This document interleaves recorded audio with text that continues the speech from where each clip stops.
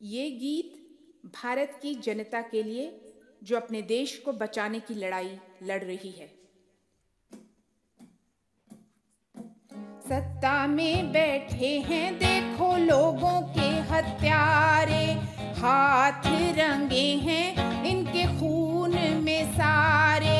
मुंह में राम बगल में छुरी, संघिए बजरंगी टोली, झंडे पे फूल है हाथ में चाकू। सेवक खुद को बोले ये खूनी छात्रों के विरोधी, शिक्षकों के विरोधी, लोगों के हत्यारे, लोगों के हत्यारे। सत्ता में बैठे हैं देखो लोगों के हत्यारे, हाथ रंगे हैं इनके खून में सारे। मुंह में राम बगल में छुरी, संघिए बजरंगी टोली, झंडे पे फूल है हाथ में चाकू। सेवक खुद को बोले ये खूनी छात्रों के विरोधी, शिक्षकों के विरोधी, लोगों के हत्यारे, लोगों के हत्यारे। सत्ता में बैठे हैं देखो लोगों के हत्यारे, हाथ रंगे हैं इनके खून में सारे। लोगों को भड़काएं आपस में लड़ाएं, लोगों को भड़काएं आपस में लड़ाएं।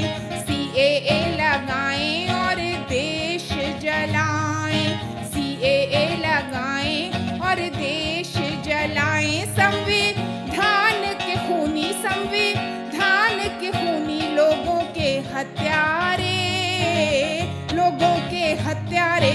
सत्ता में बैठे हैं देखो लोगों के हत्यारे, हाथ रंगे हैं इनके खून में सारे। हाँ, मुंह में राम बगल में छुरी, संघिए बजरंगी टोली, झंडे पे फूल है हाथ में चाकू। सेवक खुद को बोले ये खूनी, सेवक खुद को बोले ये खूनी। जनता के विरोधी, जनता के विरोधी, लोगों के हत्यारे, लोगों के हत्यारे।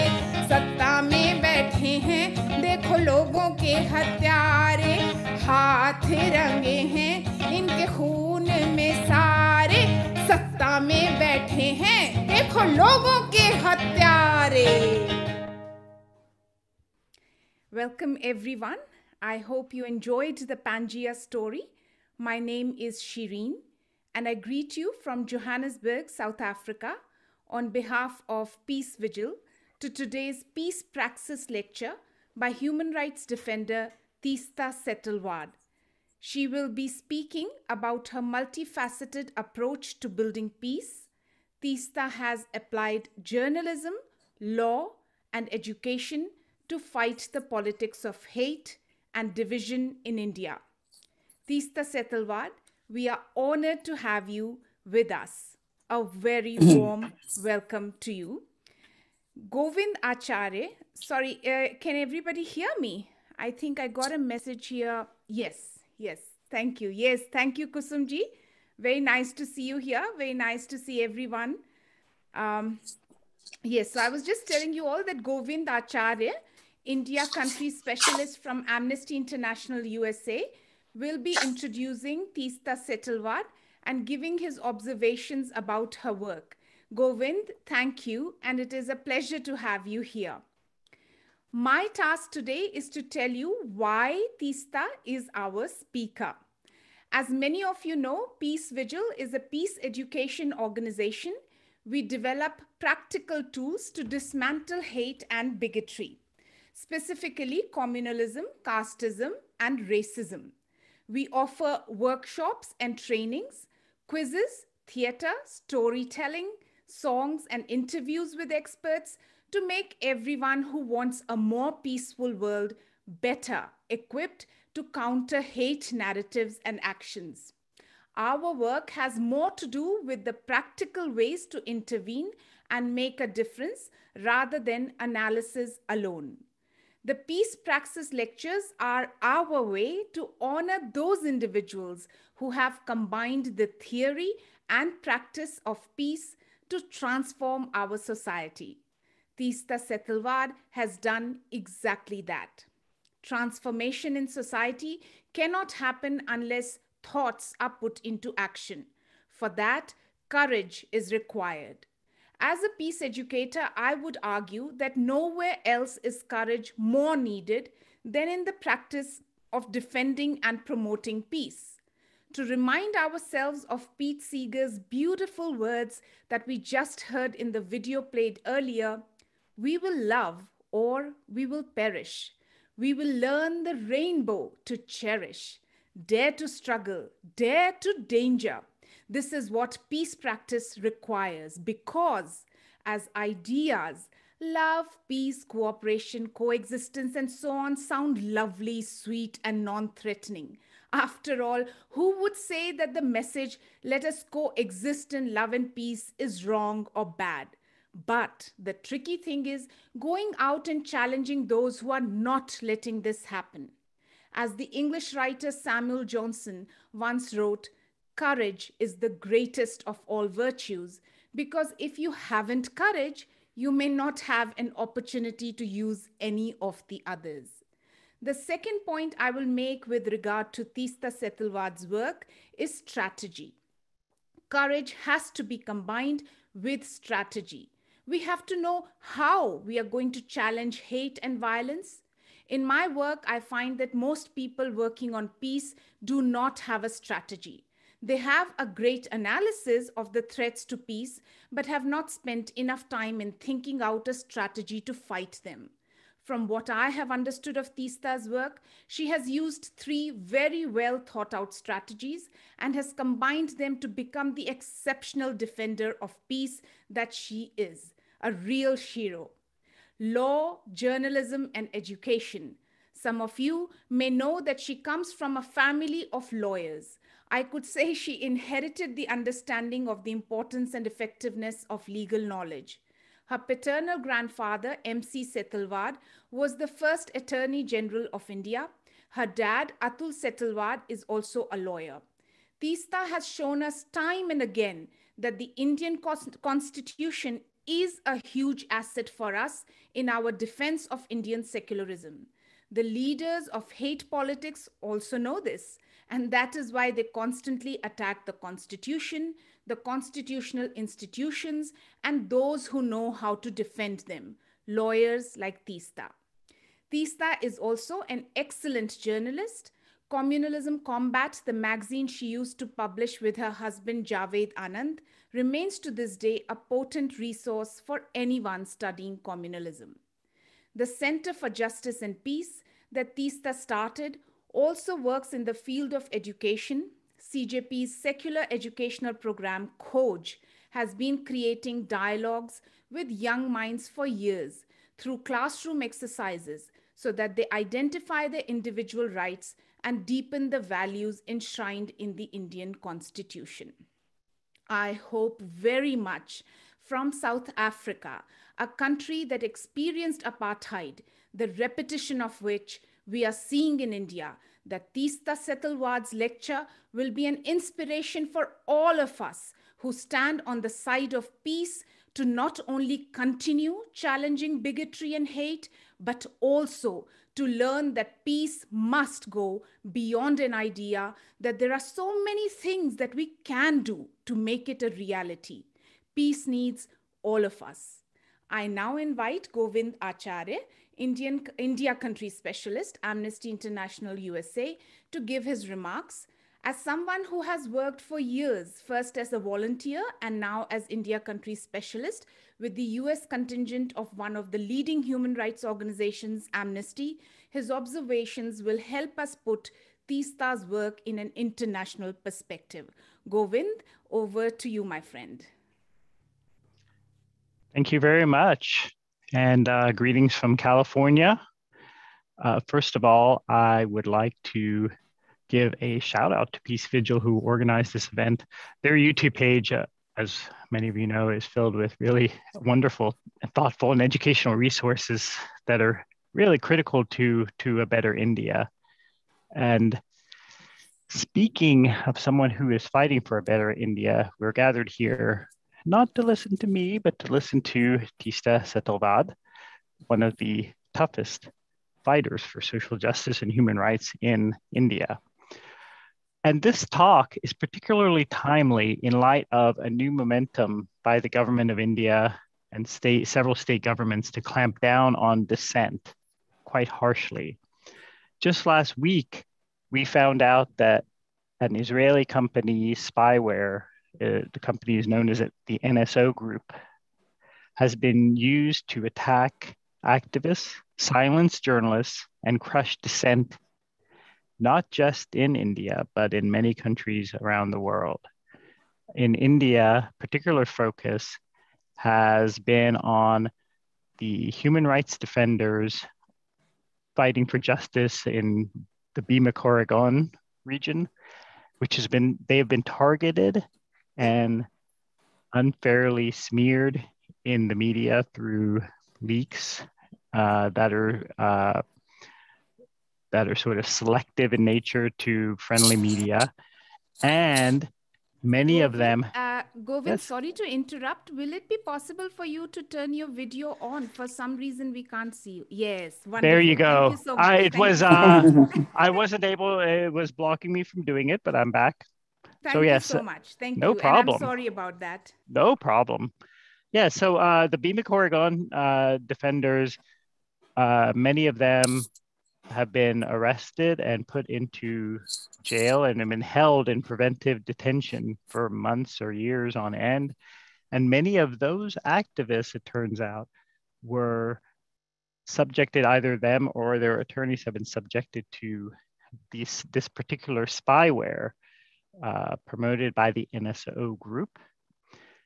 And it's particularly timely and tragic because it comes, the findings of this report that has been all over the media, all over the world, is only a short time after Father Stan Swami died as a prisoner under the Draconian Unlawful Activities Prevention Act, or UAPA, but 15 others of those are still locked away and unable to be free because of their activism. And they're held despite this catastrophic pandemic and clear signs that they should be released immediately and unconditionally. Furthermore, in Assam, we have a new chief minister after the recent elections that appears hell-bent on putting more people into detention centers because they're unable to prove that they have lived in India all of their lives because of what's known as the National Register of Citizens. When coupled with the Citizenship Amendment Act, which was the focus of mass protests just before the pandemic, there is a real fear that many will be rendered stateless. But I have to say that India also has some of the bravest and toughest activists in the world fighting for justice at sometimes, unfortunately, a very high cost to their own lives and freedom. And one of those is no doubt Teesta Setalvad. And any introduction I can do won't really do justice to the impact she has had on India. She was co-founder, as Shireen mentioned, of a monthly magazine with a very clear title. I like that. It was called Communalism Combat. And she has campaigned vigorously for the rights of Dalits, Muslims, and women. She and her husband are also the co-editors of Sabrang, which I read regularly and listen to their podcast, which continues to fight for justice in India. I learned about Setalvad's activism in the aftermath of the horrific pogroms against Muslims in Gujarat in 2002. And her activism led to further investigations into some of the worst violence. The justice is very, very incomplete, but without Setalvad's activism in Gujarat, it would be even more incomplete. And so she should be honored for that. And finally, through the Center for Justice and Peace, Setalvad continues her work in solidarity with victims of human rights violations or where there's potential for further human rights violations. And earlier I'd referenced Assam's National Register of Citizens and Detention Centers. And actually, the Centers for Justice and Peace has been at the forefront of documenting the abuses in tremendous detail about those facing exclusion from the NRC. And despite all the attempts to silence her, she stands proud and continues to fight for peace and justice. She really is, she's one of my heroes, and I'm honored to be here to give her a warm welcome today. So thank you. Thank you so much, Govind. I know it's quite early for you, so thanks for coming. And I know there are other listeners on this program who are joining from the West Coast. Teesta Setalvad, it is an honor, absolute pleasure to have you on the program. Welcome. Thank you so much, Samir, Shireen, and such a warm introduction by my close associate and friend from Amnesty International. Thank you very, very much. I feel very, very humbled by the introduction, and I'd like to begin by saying that all the work that one is being honored for today and is a result of teamwork, team endeavor. And while I welcome what you're saying and gives a lot of strength, it's not just my partner, Javed Anand, but the wonderful team we have at Citizens. It's Citizens for Justice and Peace, not Center. Not just in Mumbai, Delhi, among Adivasis, but our wonderful young team in Assam that is making it possible for doing this work. Thank you so much for having me here. Friends, I'd like to just begin by re-emphasizing what was stated, that we are indeed at a very, very scary, critical, and maybe even challenging juncture of Indian history, Indian politics, Indian social life. We've seen the face and nature of the Indian state change in front of our eyes. You know, we've seen it happening in front of our eyes. It's been not an overnight change. It's been an insidious change. But the nature of this change bodes extremely ill for the future of India as a democracy, as a democracy based on social justice and the values incorporated not just in the Constitution, but also in international values and our values, which, I mean, I always say that our Indian Constitution, of course, is based on modern precepts, which were world over fought for, but it's also based on the ages-old struggle, which is rooted in our soil, which is the struggle between the Shraman and the Brahman, which has given birth to reform movements, radical movements, movements for non-violence since early Indian times. And I think what we are seeing, the refashioning of the Indian Republic into a majoritarian, autocratic, theocratic state, defying all these values and ideals, is attempting to turn all this history and reality on its head. Yes, friends, struggling for rights, dignity, existence is not easy anywhere in the world. And in that sense, I'm humbly accepting all your words. I'd like to say that some of us were brought up in a more humane time, in a better time, where it was possible to dream of a better India. Today, if you look at the young people jailed for the Delhi 2020 violence, our friends and advocates jailed in the Bhima Koregaon case, or many, many other young Muslims who have been jailed under the draconian counter-terror laws like UAPA, you realize it's a different India, it's a different state that we are looking at. So what strategies do we employ? How do we try and modify those strategies, train those strategies, and yet remain afloat, yet continue the battle? Hate is political tool. hate as media project, hate as state project. We've seen all manifestations. Hate as political tool has been there with us for the longest time, maybe 125, maybe almost 100 years. We know where it comes from. It was there before independence and partition, insidious rumor mongering, targeting of sections and communities. And if we look at the post-partition and post-independence riots and then pogroms against religious minorities, it took on a special shape.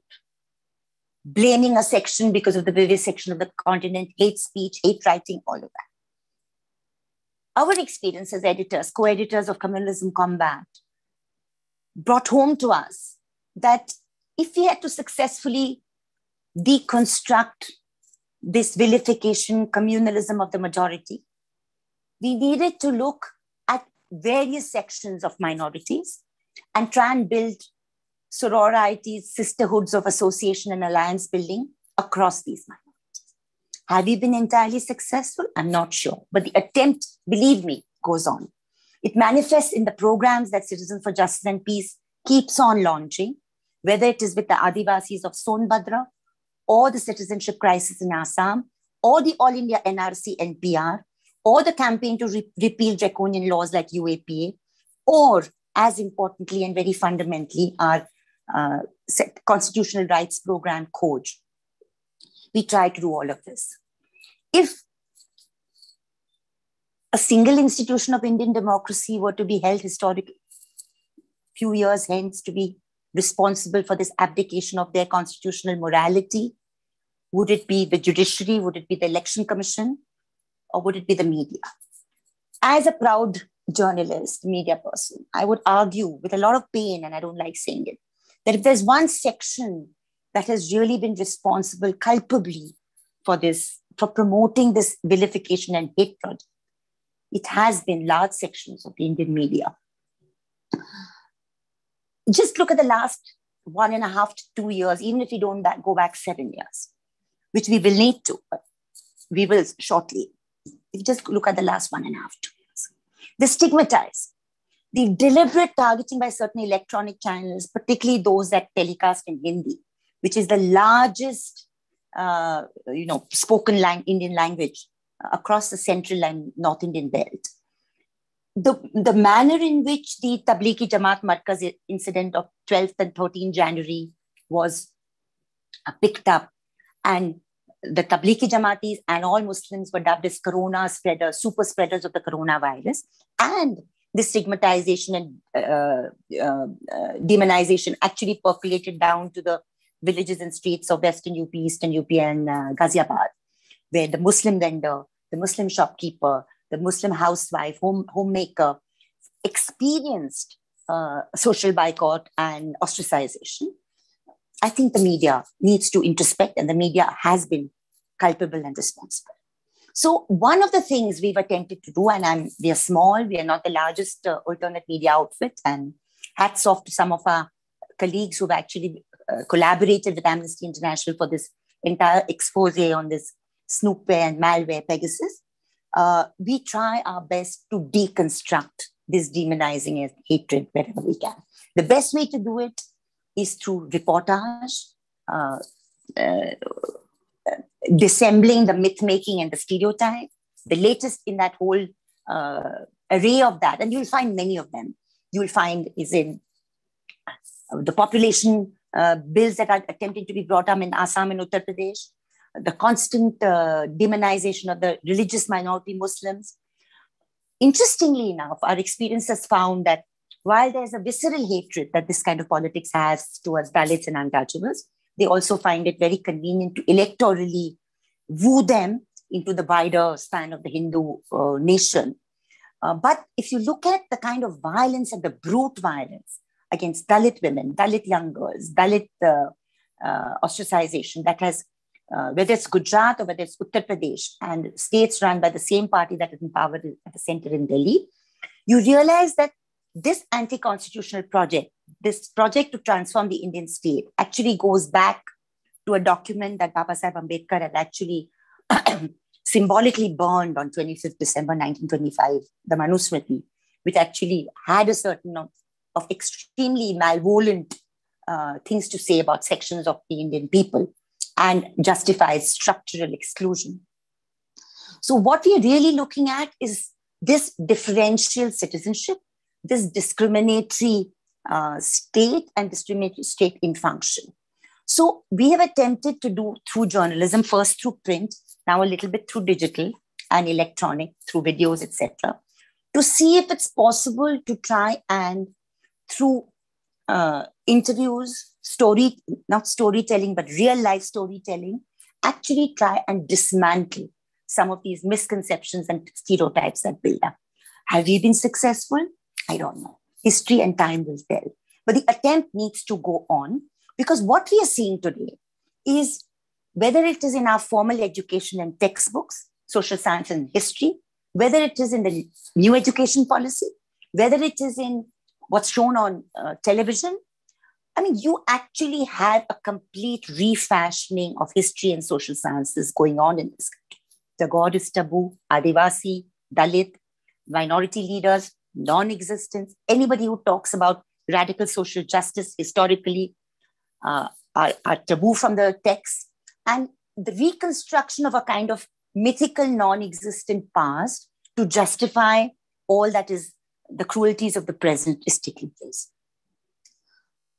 In COGE, in the classes that we undertake in COGE, and this has been going on since 1993-94, when my city, which I believed to be at least relatively cosmopolitan, experienced bitter schisms after the demolition of the Babri Masjid on 6 December 1992. And the hate came in, I mean, the bloodletting and the hate was viscerally visible in living rooms and homes. And the legitimization of that othering through that demonic Ratyatra that began outside Rajkot from Somnath temple and traveled through different parts of India and finally culminated in the demolition 3 years later. The Ratyatra began in 1989-90. And I still recall, I mean, that was a different time, a more humane media maybe, still with a conscience. I still remember that when Mr. L.K. Advani, a senior leader of the RSS and the BJP, undertook that yatra and began from Gujarat, metamorphically, it had to be Gujarat, and ended up in Faizabad, Ayodhya years later.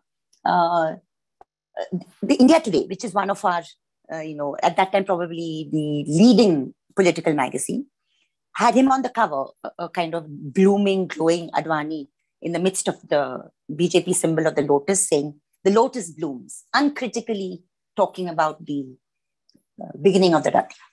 Other newspapers, I recall, the Sunday Observer, the Telegraph, Hindustan Times, actually documented the bloodletting that took place wherever the yatra went. And I mean, those stories are the stories that I presented as witness to the Libaran Commission, to say that, this was not a benign religious project. It was a political project. It was a project to not just demonize, but to target and to change the fashion of the Indian state. After the demolition takes place, the same India Today bemoans the loss of secularism and talks about the individual acts of loyalty. Point being, when we began communalism combat in August 93, after Bombay burned, following the demolition, it was through the lessons we learned as quote-unquote mainstream journalists. Javed was in Sunday Observer, I was in the Daily and Indian Express. I was Business India magazine at the time. I covered the entire Bombay burning. I'd actually even managed to tap the wireless messages of the Bombay police, which showed a high degree of communal bias in the police force at that time in preventing relief to Muslim-dominated areas. And one realized that one of the failings of the media, and this has just gotten much worse now, but I'm talking about 1993, is that processes are not followed. The build-up to violence and the fallout of violence does not interest the media. And unless media, which is the fourth estate in a democracy, concerns itself about the nitty-gritty of the build-up, to a conflict. And the bits of the tragedy or the fallout, there will be no rectification possible. No institutional lessons will be learned from how it built. So I remember developing a thesis after experiencing Bombay as eyewitness, after covering Bhiwandi Bombay before that, after covering multiple rounds of communal violence, developing a theory of who cast the first stone. Consistently, we are told that the first manifestation of violence is the manifestation of physical violence.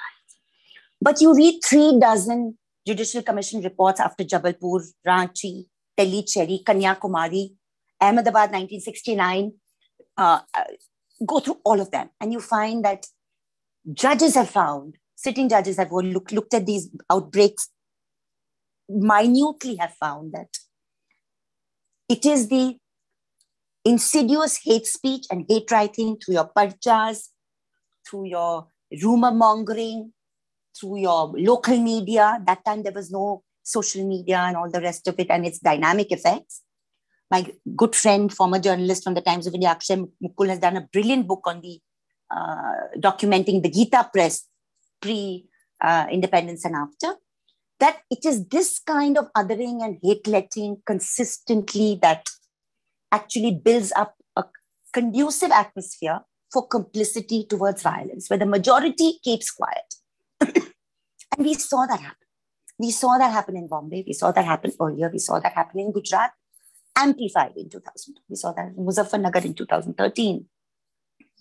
So a huge part of our strategy, a huge part of our focus needs to be targeting hate as a political tool, hate as a media project, and hate as a state project. I mean, we need to be able to create peace workers on the ground who see the distinction between free speech and hate speech, because my freedom of speech under Article 19 of the Constitution cannot in any way overrule any other fellow human being's right to life and the right to live with dignity, particularly if I espouse hatred from a position of social, political, or economic power. And time again, world over, it's been established that hate speech does precisely that. And we saw it. We saw it through the COVID-19 coronavirus lockdown period, where you saw stigmatizing, demonizing. There have been at least 5 or 6 significant reports which have documented how Muslims have been targeted. It's not as if it didn't exist before, but it seemed to make it much, much worse, the lockdown period. So targeting hate has been very much part of our strategy. Now, how do you target hate? How do you target this insidious hate-letting that is a part of a political project, which will be 100 years old in 2025? And how do you also attempt at grabbing back the spaces from refashioning of the state? Not an easy job, just as was stated right in the beginning. Our interventions in Gujarat, 68 cases we fought, from compensation to individual trials to the ongoing Zakia Jafri case. All these cases that we fought and are continuing to fight. If somebody asked me today, were you successful? It's exactly as was so well put in the beginning, that it's an incomplete struggle for justice. Is the glass half empty or the glass half full? If we had not fought those battles, 172 people would not have been convicted, 124 to life imprisonment. On principle, CJP, Citizen for Justice and Peace, and our survivors, all the survivor families, women at the forefront, Muslim women at the forefront, Hindu women of the Godhra train burning, actually spoke against death penalty. It took a lot of doing. We discussed with them, we deliberated with them on the difference between retributive justice and reformative justice. And despite the fact that they had lost their young children, young sons, daughters, seeing their young girls being gang raped, they came around to the view that both for pragmatic and principled reason, we should be asking for life imprisonment, not death penalty. Now, these sound unimportant, but it was a huge moment for us as a group to be able to undertake this. And though there's been a pushback, because, I mean, what more can be the pushback be than the perpetrators are in power in Delhi, or the fact that some of the most powerful who were convicted by the Sessions Court got acquitted finally in the High Court. And many of the powerful perpetrators never got convicted at all. But unfortunately, in India, we are in a situation where you have to compare this justice struggle with previous and post ones. And if you do, you find that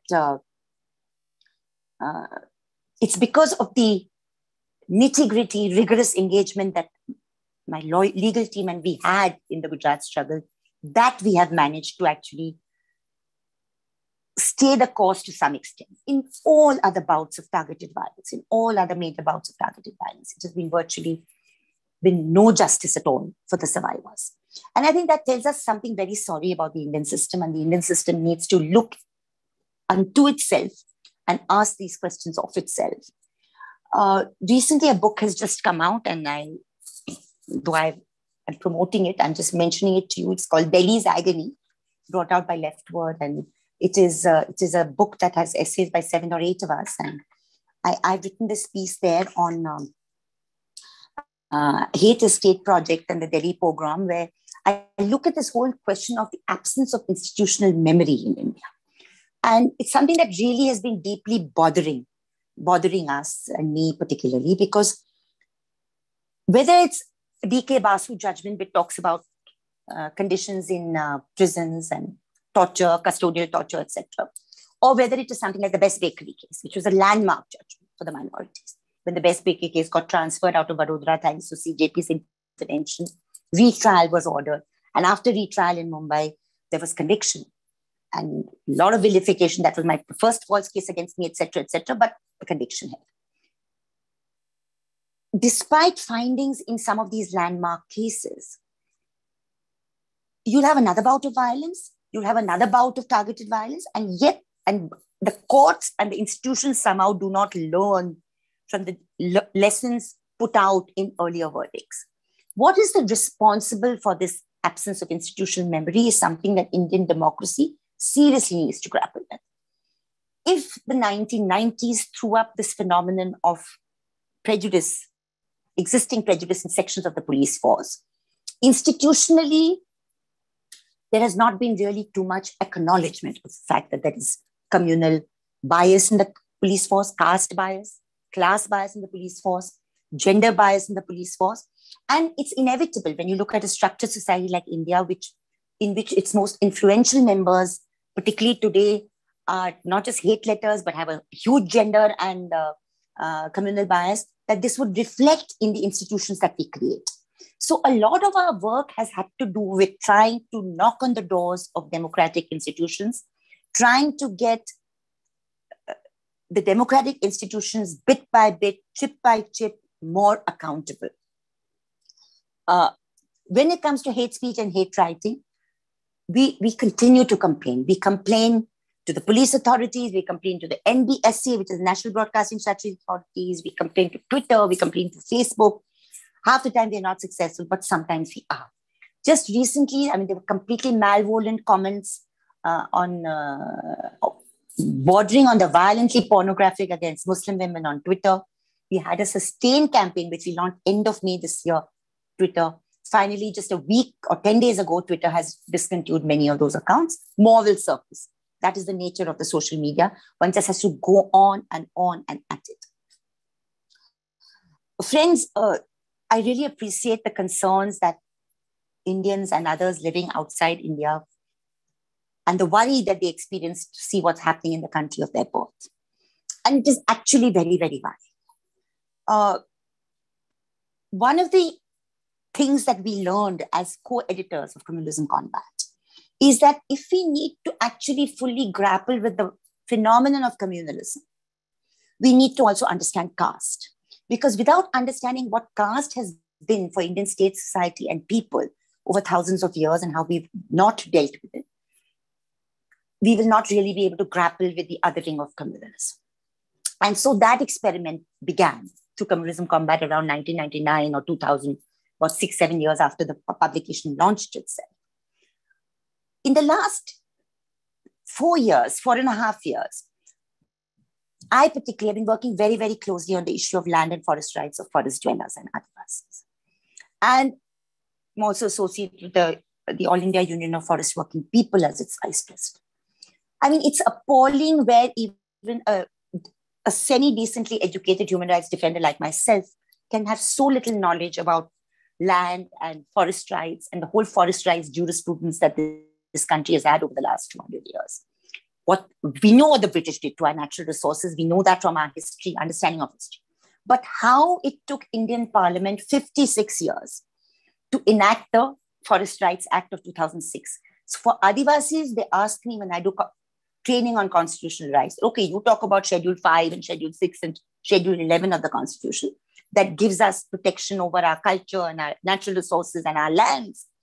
But it was only actuated 56 years later in 2006. Why did it take India and Indian Parliament and the Indian political leadership to give teeth to this, to our rights for only 56 years later? And that brings you back to Ambedkar, Babasaheb Ambedkar, who said that on 26th of November 1949, that we are embarking on a very dangerous path, that we are giving ourselves political independence on a structural inequality, economic, in a society which is hugely unequal socially and economically. And that, I think, is something that even in the anti-communal battle, we've grown to understand, that to make this struggle more sustained, we have to build horizontal equations with other minorities, other sections who are experiencing different levels of discrimination. It may not be the same hate letting, but it's certainly the same kind of violence, just differently manifest. For instance, I mean, it's unbelievable that our country, India, in 2021, puts up, even dares put up with something called, every time I talk about it, rongte khade ho jate, like you say in Hindustani. I mean, you feel goose pimples on your flesh. That do we even know and realize as Indians that we have something like 5 million sanitation workers in India who are doing really filthy work. 2.5 million face high occupational hazards.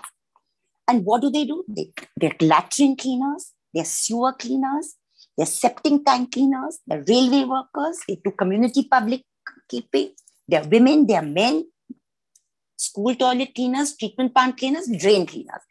And their lifespan is shorter, they experience deep-rooted mental and physical illnesses, and the rest of us don't care. They're not a factor. I mean, we are not saying abolish this abhorrent practice. It should not exist in a society, in any modern society. So these are questions that then hit you and strike you that, yes, definitely communalism, we keep battling it, battle the hate, battle the division. But I think we also need to constantly build these lateral relationships, understand struggles of other people, Dalits, untouchables. I mean, sanitation workers are a section of our Dalits and our untouchables. And if a Dalit experiences under this government for the last 7 years, particularly in Uttar Pradesh and Gujarat and Unnao and Hathras, kind of tragedies where gang rapes take place. In Unnao, we saw the flogging that took place in 2016, public flogging of Dalit workers who were simply doing the occupational work of dealing with cow hide and bullock hide. What kind of society are we living in? What bothers me deeply, and that is something we are still grappling with, is how do you get enough Indians to care about these denial of civil, social, and economic rights? Do enough Indians care? That's a huge challenge, which is why one tries to do it in multiple ways, through media, through legal interventions, through schools. Now, the coach program we've developed over the last so many years, 1993, 94 to be precise, virtually every year, about 1,500 to 2,000 kids, 3-year modules, 56 modules, chipping away. We still believe that after you go through those 3 years, you won't have such a closed mind. We don't teach secularism. We don't teach anything. We just encourage young minds to question. Our classroom should be a space where they're able to talk about peace, talk about conflict, talk about difficult issues. I remember one example which I need to give, which is that when I was talking about caste in the classroom years ago, to a fairly privileged section, and the first reaction is complete denial. There is no caste. There is no caste. I said, think about it. You think there is not? Even I thought there was not when I was young, but think about it. Young minds are very open, persuasive. Second module, third module, showed them stories, gave them examples.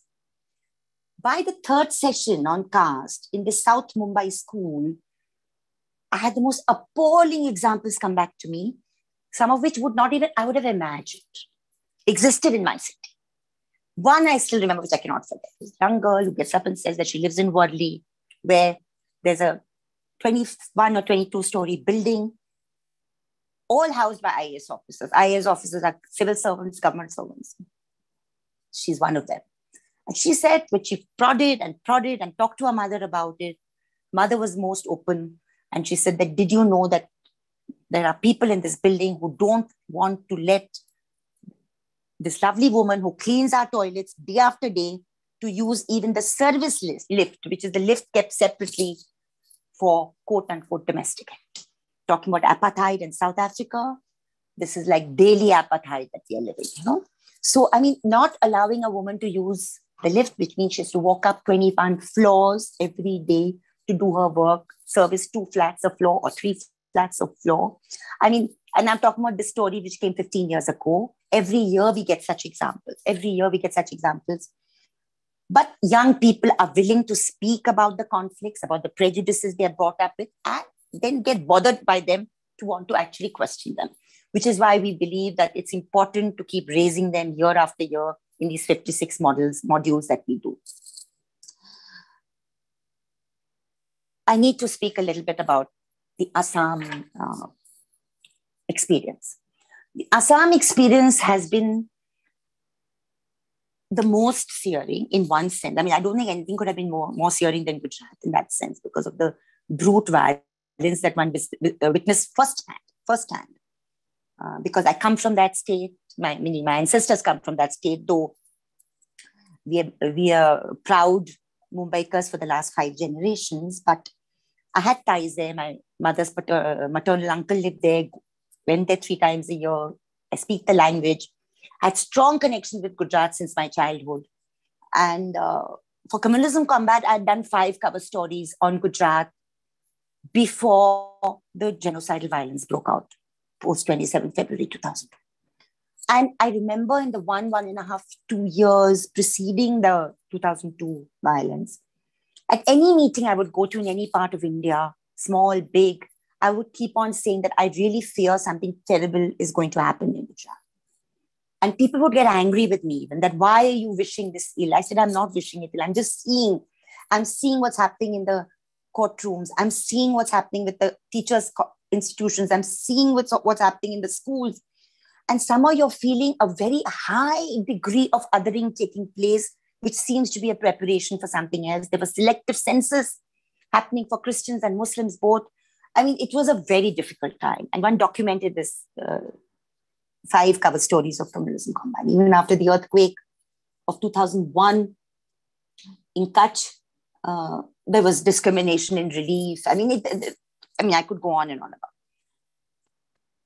filthy pamphlets, filthy hate pamphlets being distributed for a good 6 months to 1 year before the violence spilled on the streets. Authorities did nothing. Unfortunately, civil society in Gujarat was also very, very paralyzed. So it took some of us going from outside before all of that got activated, and then the rest is history. Assam, we started work in 2017, 16, 17. And I always say this and acknowledge it, that it was VP Tripathi sir's work, which is amazingly stellar work that he did. He went there. He's a Sadbhavna mission from Delhi. He went there on a fact finding, and he did his typical, Tripathi ji's report, and he sent it. And I was just appalled when I read it. And I felt that why had we not responded to Assam before this? Because he did this after the first NRC list came out in December 2018. And that list excluded 1.83 crore people out of the total Assam population of 3.3 crore people. So a third of the population was excluded from the first NRC list. So immediately one realized, and then I started talking about it, and my colleagues went there on a fact finding, and CJP started work there, that we realized that we are going in for a huge humanitarian crisis. A huge humanitarian crisis of massive proportions. And why did the rest of India wake up so late? And anyway, so that's when we started working there, built up a team. And of course, experience in Gujarat and any intervention always helps. But I think the Assam experience is so very varied and different. We have a team which is district volunteers, community volunteers, a legal team. Our presence is there in almost 15 of the state's districts. And the multi-ethnic reality that we are able to deal with has really made us further our work in Assam. I'll come to that in a minute, a bit later. But I just want to give a context to this. I'm sure people already know that while we are hearing about NRC right now, and the NRC exclusion is the greatest threat to the people of Assam, there are two other ways in which you can be deprived of citizenship in Assam, which is you can be declared a D-voter and you can be declared a declared foreigner. Now, the D-voter is done by the Election Commission through a post-1997 process where a lower level official, often without adequate proof, just puts a D-voter against my name, even if I've voted for 3 or 4 or 5 elections since I've become an adult. A declared foreigner is an obscure and malevolent power granted to the Assam Border Police under the Foreigners Act of 1946, a colonial law.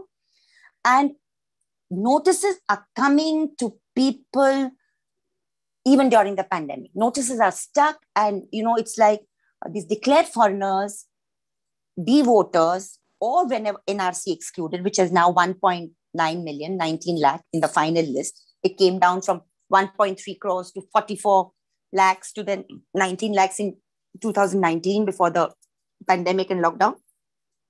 Totally 2.2 million people in Assam are threatened by loss of citizenship and their families. So, I mean, it's too big for any group to handle, too big for any human rights formation to handle. But we are still doing our very best. We have 5,000 community volunteers. We have, our website, cjp.org.in, has all the stories documented. During the pandemic, this amazing team of ours, like women, they're men, different communities, like between June 2020 and May 2021, we had released 40 people from Assam's dreaded detention camps. If you look at if you read the stories of the people released, it is just unbelievable. Who is picked up? Sakin Ali is picked up. Why is Sakin Ali picked up? Because there was a difference in his name, S-A-K-E-N to S-A-K-H-E-N. Okay, there was a difference in name. He was in a detention camp for 5 years. Parvati Das was picked up. Why was she picked up? Though she was in the voters list, though she was in the NRC, she was included, she's still picked up and sent to a detention camp. Sajibala Ghosh. Who is Sajibala Ghosh? Sajibala Ghosh is related to, is the daughter of Digendra Chandra Ghosh, who was an associate of Chandrasekhar Azad, who's part of our freedom movement. She is in a detention camp. Then of course, there is, like I said, Sakin Ali, there's Amla Das, there's Simon Nissa, there's Abdul Khalik, there's Paul. The list is endless. To date, there have been 128 suicides and deaths of people completely traumatized by the citizenship crisis. Therefore, when the 2019 Citizenship Amendment Bill was rushed through Parliament by this government and completely undemocratically, just like the Farmers Bill, the labor codes that were passed to nullify 44 laws that protect India's working class. And those were hard-won battles over 150 years for safe conditions, working hours, tripartite negotiations, etc., all done during the pandemic period. The CA 2019 happened before that, on December 9th and 12th, 2019, passed within a few hours without debate, without listening to the opposition. And while you had the most oppressive government in power, we saw something amazing emerge out of that. we saw a burgeoning of citizens' protests, first coming out of Delhi, Aligarh, and then completely inspiring the rest of us in India. And who was leading these protests? It was young Muslim student leaders, other student leaders, and the Muslim women of Shaheen Bagh. I always say that if Indian Parliament was throttling the constitution, and as it has been doing for the last 7 years, it was these anti-CA, anti-NRC, anti-NPR protests that brought it alive on the streets. Now, at that time, when this started happening, of course, we were there in solidarity with the protest, but my organization, and me particularly, and 3-4 of my colleagues, were called for over 300 trainings all over India, simply because of our experience in Assam, because people started getting worried. And obviously, the Muslims of India were first worried because of the religious demarcator of citizenship exclusion in the CAA. But beyond that, it's also others were worried because when they started hearing about CJP's experiences in Assam, and I would like to also mention that we did a deconstruction of the 1.9 million, 19 lakh people excluded from the final NRC. And we kept telling people that while you might be, the demon inside you might be happy that Muslims are the target, because we all have that shaitan inside us, that is why hatred works. Please look at the final list of exclusion. You will find that in this 1.9 million, there's only 5.5 or 6 lakhs who are Muslim. The rest are Hindi-speaking Assamese, Gorkhas, Rajbanshis, Santals, Bengali Hindus. So once a malevolent state project of trying to use a documentary test of citizenship that gives unconstitutional powers to the bureaucracy and the politician gets into place at an all India level, God forbid, and we should do everything to resist it, all that will ensue is continuing social strife, a scramble for documents, and people will be just viewing each other as dushman, but your migrant worker, your minority, your religious minority, ethnic minority, Adivasi, forest dweller, even professors, all of us are going to be held hostage to this entire thing because it's inherently an anti-constitutional act. So what we were trying to do is explain to people that if you're panicked, yes, of course, try and get your documents in order and all, because that is important. But also we need to understand why and how we need to resist this. Because it's not only the religious minority that is finally going to be the target, though that is their ideological motive.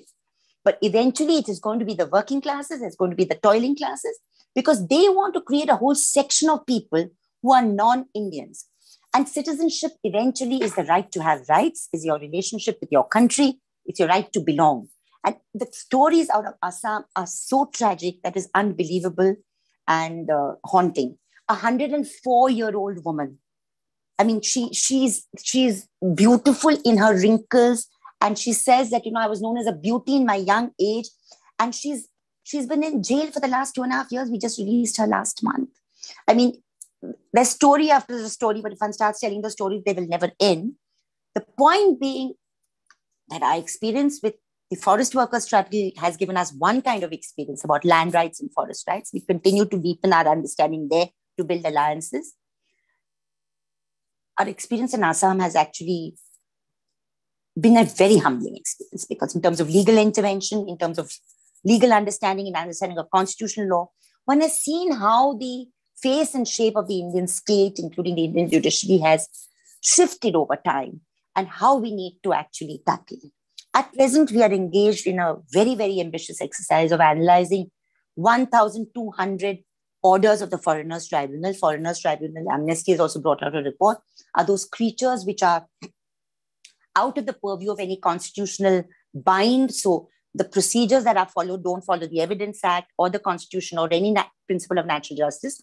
So we are trying to analyze these orders to try and get a mammoth class action in the courts, because we realize that with the best will in the world, if you're looking at 2.2 million people who have to go through first the Foreigner Tribunal, High Court, and then the Supreme Court, it's going to take 234 years for this problem to get resolved, which means it's never going to get resolved. because it's a political hot potato, which the politics wants to keep on power. And at the moment in Assam, we also have a chief minister who's saying encounters should be used. 5 people were killed last week. We don't know who they were. They're possibly not the most hardened criminals. In any case, encounters are illegal and unconstitutional. So we are seeing various facets of the Indian state emerge at the center and state levels, which are hugely problematic. Bhima Koregaon was mentioned, so I won't mention that particular case, but I will say that whether it was the Arsenal report in the case of Bhima Koregaon or the Pegasus report, we are seeing insidious measures being adopted by rogue elements in the state to try and keep people in jail. We're also seeing laws being passed and misused. Of course, we know about CA, we know about the labor codes, the cow slaughter laws, the love jihad laws. I mean, even a person like me is also calling them love jihad laws because just in terms of easier parlance. Uttar Pradesh, Gujarat, Madhya Pradesh, Uttarakhand. Uttarakhand was the first. Laws which essentially affect my autonomy as a woman in terms of life partner. These laws have been passed. And therefore, today, just like we saw during colonial rule and possibly during the emergency as well, law itself has become a tool to take away your constitutional rights because you're passing draconian laws which are inherently anti-equity, anti-natural justice, and anti-constitutional. So therefore, there's a huge challenge. Is there hope from the judiciary? Is there hope from the media? Is there hope from our educational institutions? Is there hope from our police forces? Is there hope from our intelligence agencies? Is there hope from our politicians? Is there hope from the political opposition? All these are questions which I'm sure will come up. But our experience tells us that unless one acts vis-a-vis all these various institutions, acts to prize open spaces and to push principles of equity and non-discrimination, point out lacunae in Indian laws if there are, and bring in international principles. Talk about the issue of citizenship, talk about the issue of equality, non-discrimination, preventive detention, draconian counter-terror legislation, even if it's complicated. We need to try and talk about all of these issues at some level and build up an understanding of intersectionalities. What is happening with the new education policy just now is something which I've just touched upon, but it's a very, very frightening scenario in terms of what they're planning to do with the formal education in this country. And that also needs to be looked at very, very closely inside and outside. I mean, finally, and that there have to be time for questions. I can't go on, but I just also need to just give a few examples. People of our generation were brought up in a happier time, in an easier time, I believe, even with the privileges we were born into, though many people in India have not had those privileges even in the past. But we were but we lived in a period of time where the values that the Indian freedom struggle threw up, which were values of anti-colonialism, equality, non-discrimination, composite nation. And which is why I believe that the strength of the Indian Constitution lies in the fact of what the Constituent Assembly did over 299 days, within which partition happened, is that it realized that despite the schisms caused by the religious vivisection, India needs to remain committed to a democratic republic, socialist, secular state. And it's that those values that stayed for a couple of decades, and some of us generations lived with those values, even socially and otherwise. Today, young people have that taken away from them. I mean, whenever I talk to youngsters, I was talking to them earlier this evening, there's fear, there's hatred in the air, there's social division, there's a legitimizing of hate like never before. So where does the hope come from? I think the hope comes from these very young people who are learning so bravely to fight back. Who have fought back, whether it's in Hyderabad Central University, whether it's in JNU, whether it's in Kashmir, NIIT, whether it's in Assam universities, whether it is in Pondicherry. You see young people still trying to fight for their rights and not giving. I think there is still a lot to be hopeful for, but there's also still a lot to worry about as far as India is concerned. I do hope some of what I said made sense. I know that probably crossing the limits of an hour that Samir and Shirin mentioned to me. But I just like to end by saying that this phenomenon that we are going through in India is obviously not just an Indian malaise. We are seeing world over, quote unquote, democratic governance becoming more autocratic and more majoritarian. But we have a very peculiar problem here. We have a very peculiar problem which we should not run away from. That when we look at, say, the ideology of Hindutva, which is so brazenly promoted by, which is a militarized version of the upper caste Hindu faith, which is not the Hindu faith as millions know it and live it. I think the question that majority India will need to ask itself, and Hindus everywhere in the world will need to ask themselves, is, does this version of our quote unquote, the manipulation of our faith behove an acquiescence, or should we not resist it? Should the complicity of silence needs to be broken, because it's a very peculiar refashioning of India into a theocratic state that is going on. Proto-fascism is what some of us call it, unashamedly. And one is seen with one's experience and reading of how fascism goes, that it doesn't only happen with the takeover politically. It actually happens before that. And that's exactly what we saw in India, that even before the total political takeover happened by the forces, majority forces of Hindutva, the infiltration into institutions of society and state had begun to happen and was there. So you already had this infiltration in institutions of society and state by individuals who believed in a worldview that was inherently anti-equitous, anti-constitutional, and inherently believed in an overthrow of the Indian constitution, and of course also believed that Muslims, Christians, and quote-unquote communists are the major enemies of the quote-unquote Hindu nation. So I think this will be a question at some point that needs to be confronted by the majority, particularly the middle class, more privileged, that is this what you want? Is this what you're saying acquiescence to? Because there was a dialogue, there's a dialogue and a discourse all the time post-2014, trying to kind of assuage ourselves and tell ourselves that, I think the victory of 2014 had nothing to do with what happened in Gujarat 2002. It had to do with corruption in the previous governments and the model of development, etc. Well, it was just that model of development that was brazenly promoted, which is what we are seeing all over India today, which is being resisted now. And when some of us kept on saying that it is this combination between the homogeneity of transfer of public resources to corporate capital that we saw in Gujarat, a jobless growth, and crude majoritarianism built on the blood of close to 1958 Muslim lives that became to be known as a Gujarat model. So that is what the rest of India is experiencing just now. There have been breaks. There have been minutes of hope. The South offers a lot of hope. Bengal at least temporarily offers hope, though it's not the ideal solution. All of us know that. But how can federalism be recaptured? How can equity be recaptured? How can the spirit of the freedom movement, not just in terms of what the privileged believe, but in terms of what the Adivasis, the workers, and everybody who contributed to it, how can that spirit also be captured? How can that history become alive for all of us in India today? Remains a challenge for us who need to take this as a mass public education program to our people. Thank you so much. Thank you so much, Teesta ji. Thank you for sharing these fantastic thoughts. I think what I'll do, Teesta ji, is just to give you a moment to catch your breath, and if you need to get a sip of water, I'll just sum up some of the key points before moving on. We have a lot of questions. So just a couple of things I just want to draw attention to before we move on. The first is this idea of, are we trying? Are we failing? Are we succeeding? And I'll bring up this quote by Tennyson, who is someone we may not agree with politically, but he said something to the effect of, it is better to have tried and failed than never to have tried.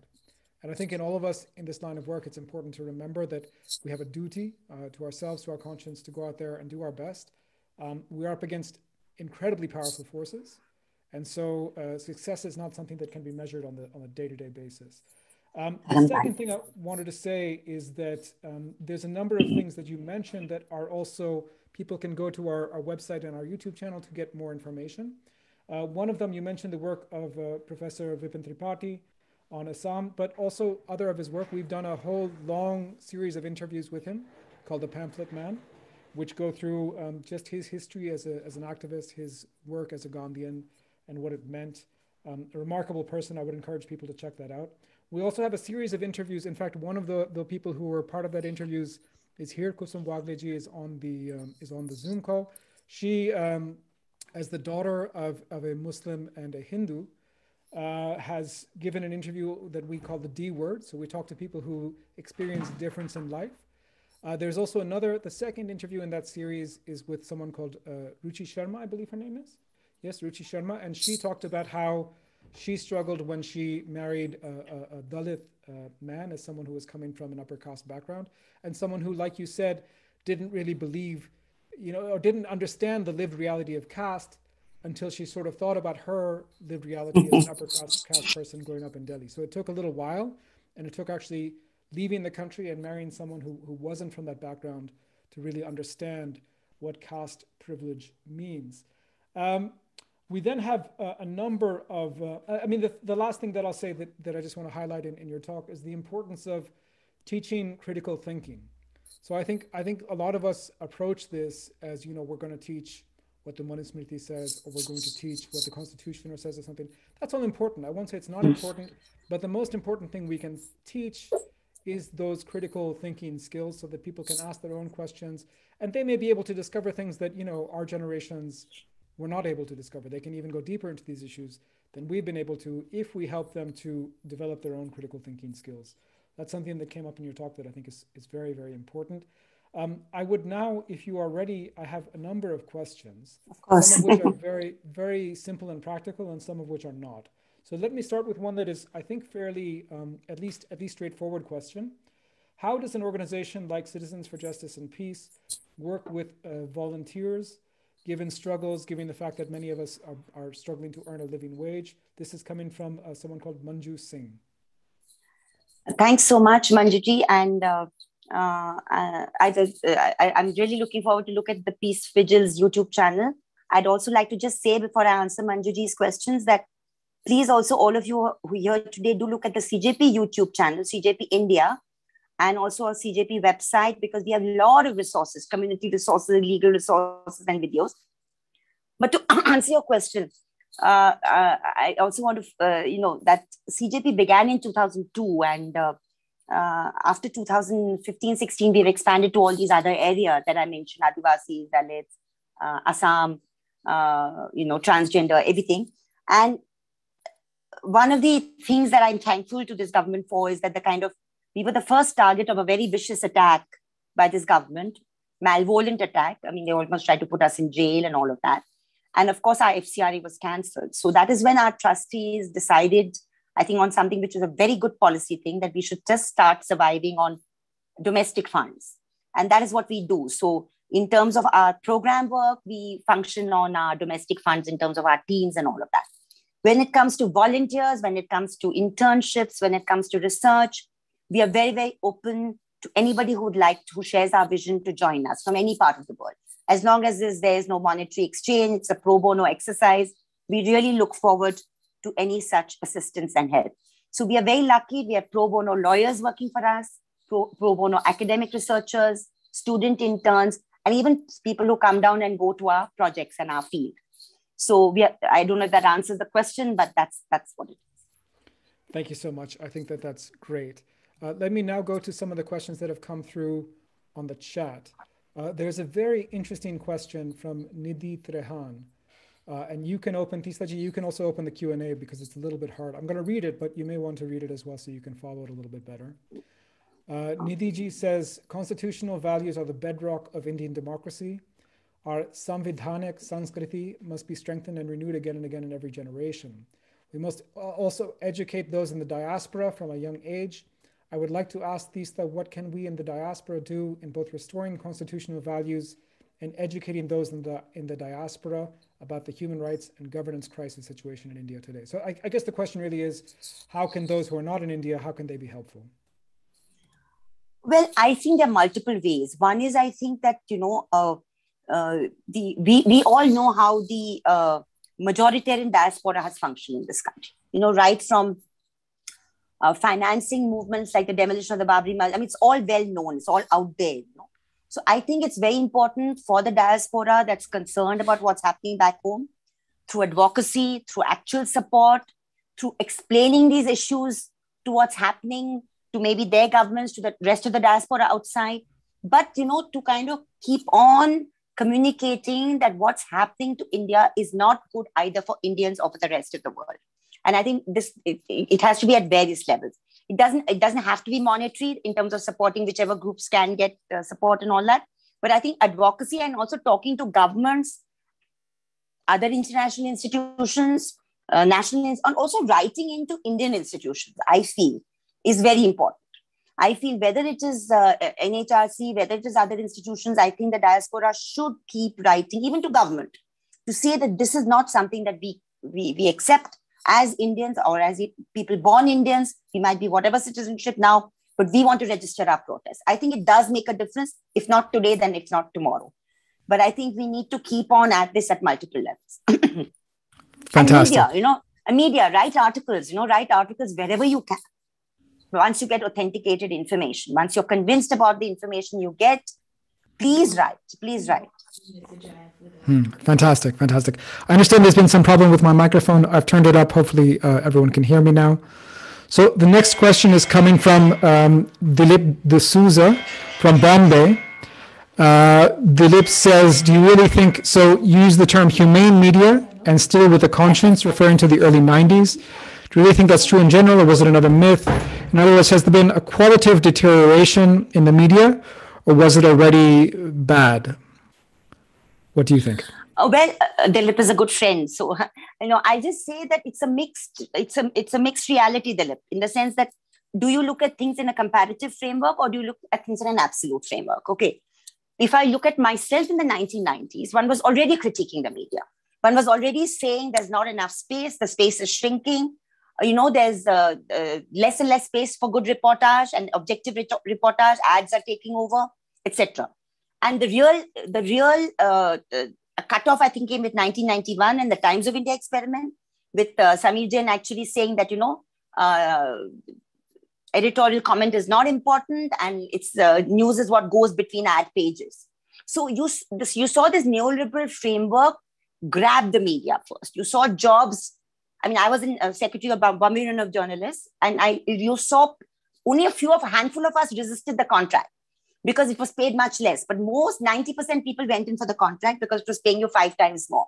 So yes, it was a 1991 period where some of us stuck on the old stodgy way that we know we want our permanent jobs, we don't want our contract. But most people who got 3-4 times salary increases, but just a 1-year contract or a 2-year contract, switched over. Now, so yes, in that sense, it was a time of the shift, Dilip. But the point is, still, I remember Naresh Fernandez, Daryl De Monte was the resident editor of Times of India when Bombay Violence broke out. Naresh was in Times, I was in Business India. I could name a handful of other journalists. We actually were covering different parts of the street violence, the mob violence, comparing stories and actually doing better stories because of it.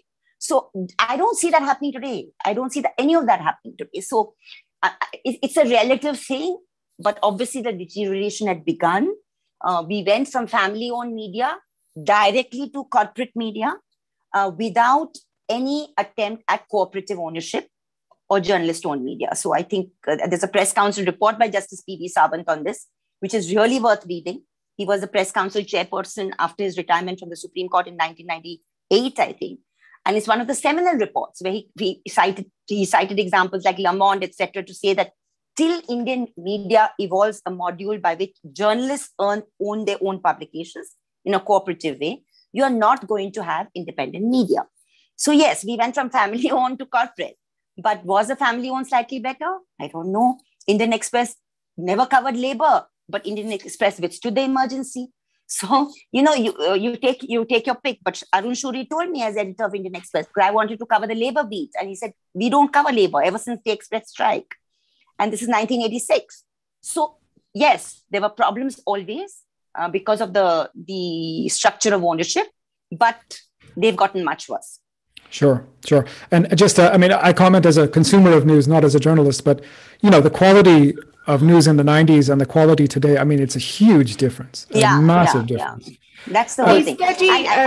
Sorry, can I just add one more point to that, if you give me a minute? That I did this fantastic 3-part interview with Sainath in 2014 He and I, in that interview conversation, we deconstructed the linkages between billionaires in parliament, owners of telecom mining companies, and owners of television channels.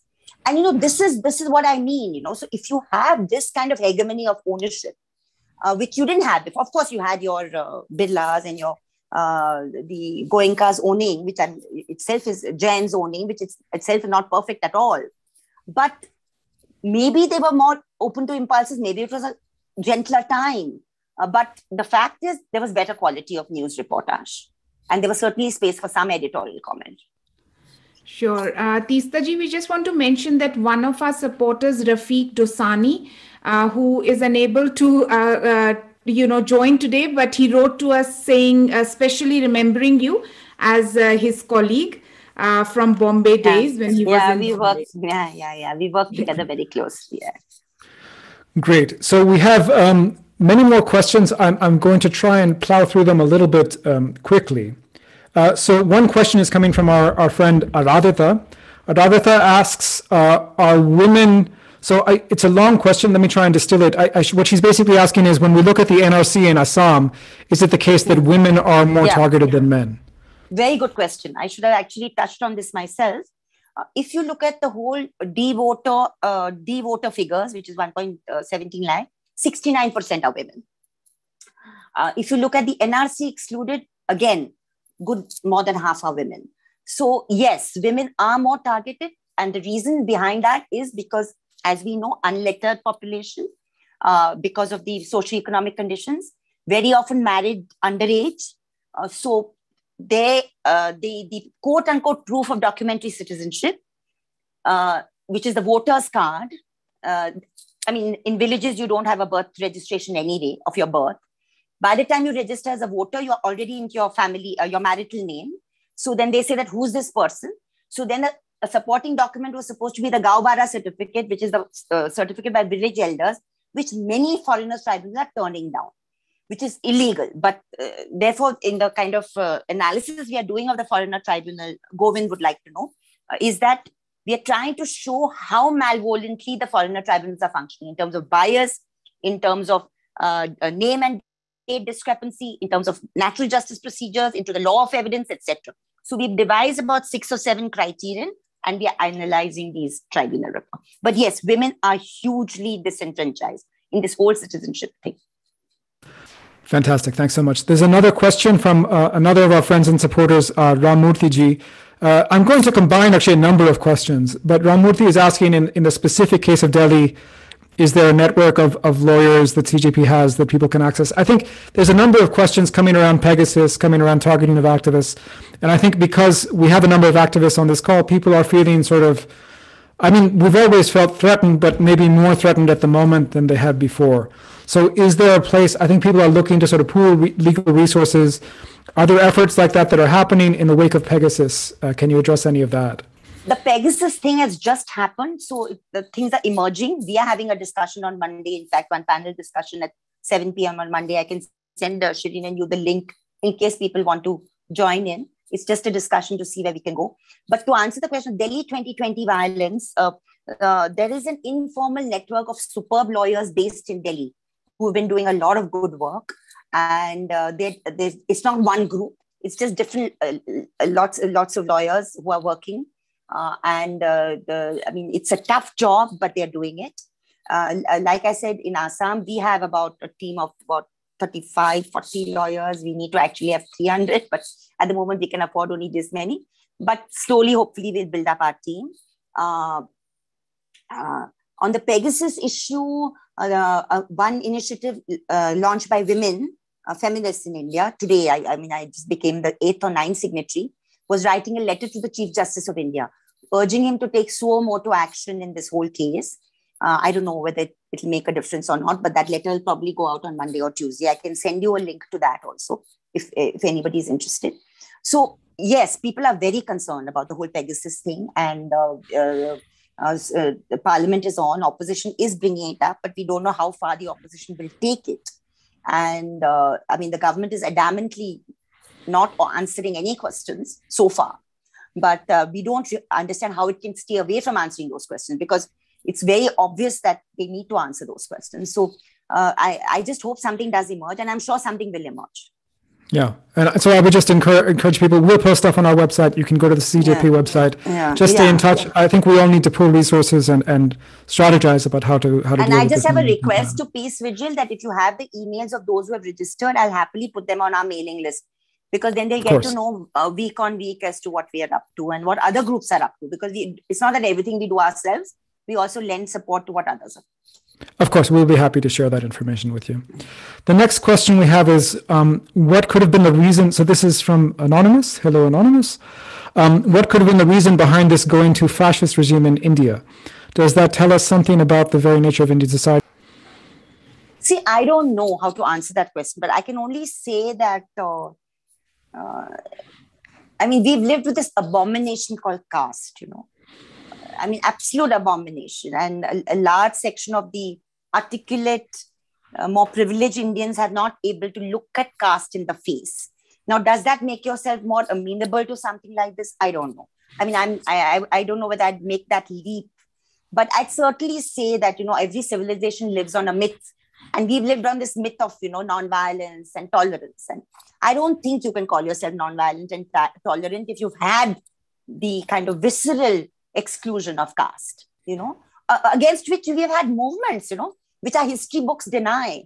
You've had Basavanna, you've had movements from the 12th century, 11th century onwards, apart from Mahavir and Buddha, which was much earlier, who were also destroyed. I mean, what was Buddhism and what was Jainism and Buddhism? It was actually a rational movement against discrimination and for equality. I mean, what it became as institutionalized religion is a different matter, because that's the way all institutionalized religions unfortunately tend to go. But it began as a questioning of structural inequality and violence, you know, and I think that is something which I don't know how many Indians accept that. Dalits do, you know, but I think Indians somehow need to look at our history in the face of it, you know.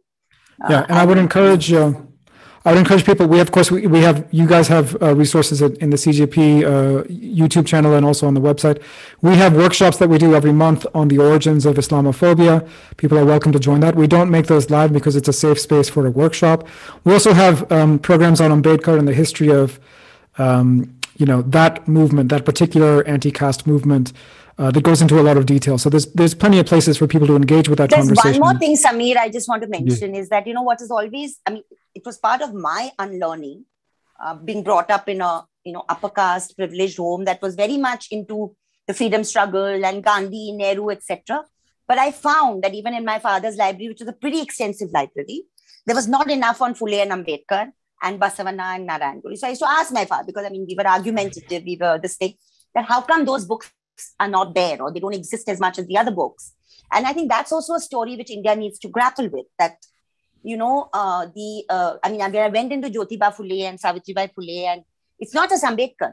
The vision of Jyotiba Phule and Savitribai Phule is amazingly outward looking. And I located this wonderful letter which he had written to Martin Luther King Sr., you know, when the anti-slavery struggle was on, you know, and I used that in the classrooms. And I use that in the classrooms in Mumbai and say that, you know, imagine this linkage and imagine this visionary. He's able to see that what caste is here and what apartheid and slavery is there. But we don't teach that in our schools. We don't teach that in our social studies book. I mean, Rohit Vemula on 17th of January 2016 commits, I mean, what we call an institutional murder. It was a suicide. The letter he wrote to his vice chancellor on 18th December 2015, I believe should be printed in India's social science textbooks, because he tells the university vice chancellor Appa Rao that every time a Dalit student gets admitted to an institute of higher learning in this country, please ensure that you give a hangman's noose and a bottle of cyanide to that student. Sure. Now, I wrote about it on Sabrang, I wrote in Indian Express. Some of us were appalled, but I don't know how much it's shaken people up, you know. I mean, I don't know how much Hathras shook up people. I mean, shook up people momentarily. How much Mohammed Akhlaq, Junaid.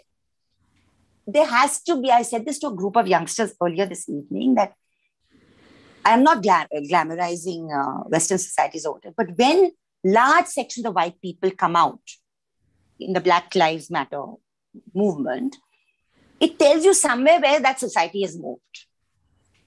Okay, which doesn't mean there's no institutionalized discrimination there. It doesn't mean that there's no racism. It doesn't mean that US foreign policy is great. It doesn't mean that we won't critique the US state. But somewhere Indian society needs to ask itself, when is that outrage going to happen? When is that regard for civil liberties going to become universal? True enough. I don't know if that answers your question, but no, it's a fantastic answer. Thank you. I'm going to go to the next question, which is coming from our friend Samira Mukhtar. Thank you, Samira, for joining again. She asks, could federalism be captured, specifically oversight by federal courts, where progressive judicial activism could happen, through commerce law, and how it can be used to legislate against hate or hate crimes? In the US, Samira is joining us from the Washington, D.C. area, I believe. In the US, federal courts are able to get jurisdiction over local or state matters through constitutional provisions for federal oversight of interstate commerce and foreign commerce. Hate and violence it perpetuates are disruptive to commerce and discourages foreign investment. So this is a question, but can sort of business laws be used? I got it. Yeah. Yeah. It's a good question, actually. And that jurisprudence, frankly, Samira, needs to be developed in India. Some of us are slowly working towards it. Because I think it is something that needs to be worked upon and developed. But part of your question, which has got to do with federal courts, I think some of our high courts, which are the state courts, which are the constitutional courts as well, like the Supreme Court, are trying to assert themselves. At least last year, 9 or 10 high courts had very strong orders passed on migrant workers, on hate, etc. But overall, hate speech jurisprudence, either in the federal courts or in the Supreme Court, is very underdeveloped. And even the linkages with business and human rights and hate, which should be made, is something we need to develop much more proactively. Yeah, fantastic. And I don't know. And I'd love to know more about this also, Samira. It's something I could know more about. Yeah, strategy. Yeah, I don't know if Govind, I know Amnesty has done a lot of work on the business and human rights things. If you have any comment, we can unmute you and you can come in if you like. But let me go to the next question, if you don't mind. Mayank Ji is joining. Thank you, Mayank, for joining. Eye-opening session regarding being part of youth. I see more fear in young population in similar age like my friends. They're restricted sometimes even to discuss the issues of conflicts in their houses, sometimes in the institutions in which they're pursuing their education. So how can youth of this country come forward in a situation where she is concerned, uncertain about his career, at the same time has the fear to be charged under sedition law, at the same time also confirmed? So I should say Mayank is one of our friends who's attended many of our sessions. I believe Mayank is 17 or 18 years old, just finishing up his high school, so thank you for joining. What would be your suggestions to this youth population studying in schools and colleges? Well, just to say, Mayank, that it's not an easy answer and there's no recipe that I can give, because it's a very tough deal for young people today. It's very tough to be able to actually think about what's happening to many youngsters, many journalists, many activists. And I'm not one who ever derides fear. I don't deride fear. I think it's a very legitimate feeling to feel worried, to feel scared, to feel really scared about what might happen. The thing is, can we find it in ourselves? And again, I'm not giving any recipe because we're living in a very difficult time. Can we find it in ourselves to collectivize this fear? That's been my experience. Because if you can somehow collectivize it into action, not necessarily individual action, but say collective action, maybe that's a little easier way of dealing with it. But there's no guarantee. If you have a very malevolent government, as we've seen, you've experienced, and that's why parents are scared. Because, I mean, you look at what happened to that young climate action activist, what's her name, who was arrested from Bangalore and taken, I'm just slipping her name. Divya, anyway, her name will come back to you. Divya ji, Hanji. So, I mean, it's happening to us in front of our eyes. It's happening to young people. So, as parents, I mean, I can understand what parents are saying, that to young people. On the other hand, there are young people who are just throwing the shackles out anyway, but it's not easy. It's not easy. And the only way probably is to Disha Ravi, thank you.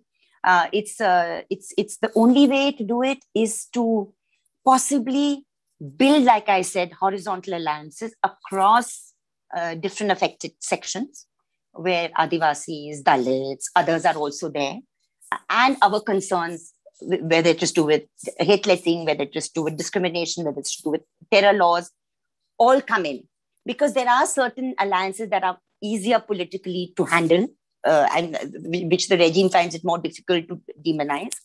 But it's also tough. So I really don't have a recipe for it, but to say that even small things you do, sometimes it doesn't have to be big steps. It can be small things. It can be your workspace. It can be your family space. Just chip away at the prejudice and hatred, chip away at the fear. And sometime, somewhere, the space will get prized open for more. It is through that doing that you will know how to do it. Not by something I say, or not that a recipe that anyone prescribes. Yeah. And there's a related question that came on the chat, which was just about, do we see, it was coming from another of our supporters in Washington, D.C.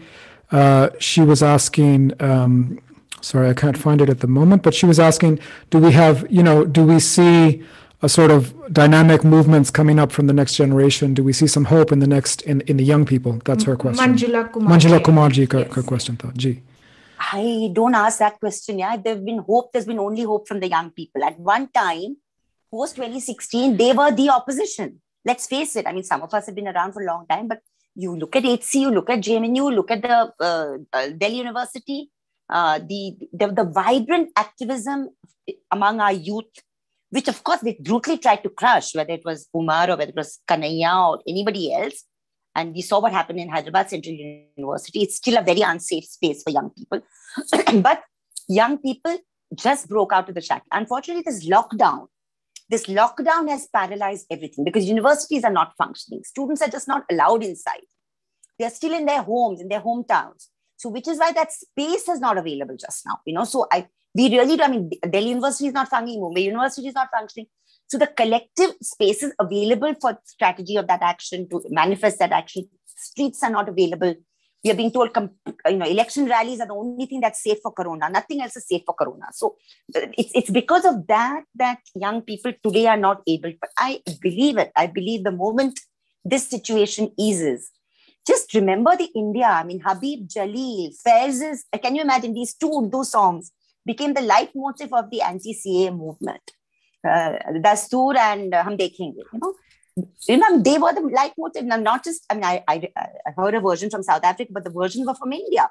There were young people singing them everywhere, from the streets to Facebook. So I think, the constitution was being crushed by the powers that be and was being brought alive on the streets. So I don't think the young have not been resisting.